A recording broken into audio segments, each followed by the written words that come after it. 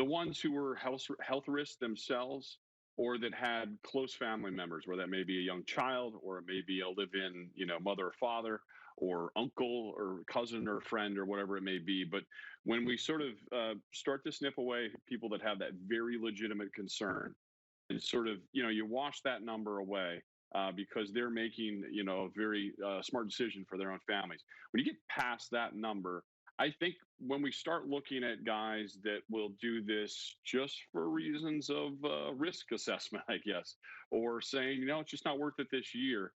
There's been actually, I mean, in my estimation, a relatively mild number of those guys, just a handful of guys that just not doing it now. It's not necessarily a personal health thing. So I think we're going to get to a point here as August 3rd approaches.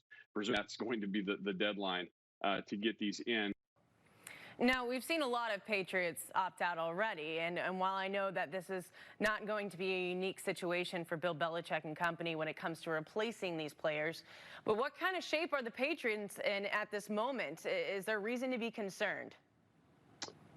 Well, I would say, Sealy, there's no downplaying sort of the, I guess, acumen and list of accomplishments of the guys that did bow out. But I do think that each have their own sort of special circumstance, not just in who they were for the team and what stage they were in their career, but also how the team had accounted for them as backups or depth around them.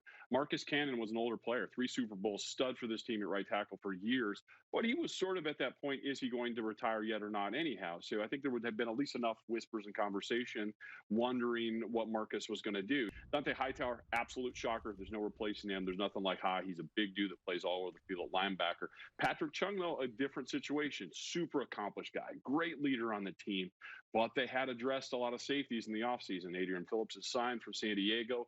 They go and draft for their first pick. They take Kyle Duggar.